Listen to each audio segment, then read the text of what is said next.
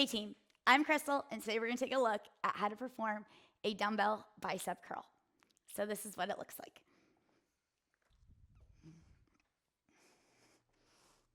One, two, three, and so on. So when we break this down, benefits of the exercise. We're building strength through the upper body, specifically targeting the biceps. We're going to start in a strong anatomic position, so the feet should be about shoulder distance apart, shoulders down away from your ears, belly tight so that we're stabilizing the hips and creating some good strength throughout the entire body.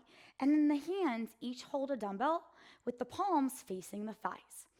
We have a soft bend in the knee, and we're actively pressing the feet into the earth here.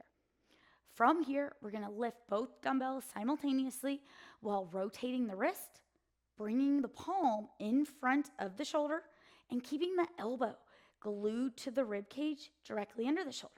We're then going to lower with control and at about the exact same speed that we lifted with. All the way up, all the way down is one rep. Common faults in this exercise. The first big common fault is as we're performing the bicep curl and you release on the way down. A lot of times what we see with clients is they just let the dumbbell fall. When you're releasing this dumbbell, you should be releasing the dumbbell with control, because science tells us that we get results from both the concentric and the eccentric phase of the movement. So what that means is we're getting results as we lift and as we lower in the bicep curl. So you're maintaining control in both directions, and that's going to maintain tension in the target areas and just accelerate your ability to build functional strength through those target muscle groups. The other big reason we do this is that as we're using the bicep in one direction, we're using the tricep in the other direction. So once again, just maintaining that muscular activation in both directions so that we're getting more muscle fibers activated, more muscle groups involved, and we're expending more calories for work we were gonna do anyways. The other common fault that I tend to see a lot of is that as we start to lift and lower and we get tired, we start to forget the rotation of the wrists. We're actually rotating the wrists on the way up and on the way down. So not only are we getting the benefits of building strength through the upper body, but we're getting an added benefit of wrist mobility. And this is going to help us with things like opening doors, opening jars, a lot of things that we do outside of the fitness center. So just improving overall quality of life. So you want to make sure that we're starting with the palms facing the thighs. We're creating that nice rotation with the elbow tight to the ribs.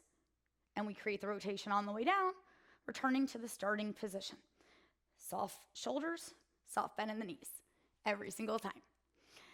The way that we can progress or regress this exercise is simply going to be through load or weight choice.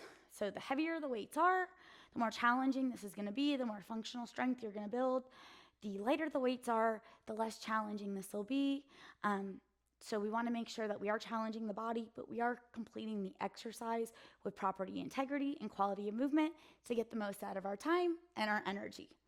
The other way that we can manipulate intensity or make things more challenging or less challenging, once you have a really good weight choice or load, you have great integrity in your movements and fluidity in your bicep curl, we can then start to add the element of speed. So just maybe creating those curls at a faster pace, still controlling the up and down movement or concentric and eccentric phase of the curl. And that's going to give us the added benefit of improving heart and lung fitness. And that is how to perform a dumbbell bicep curl.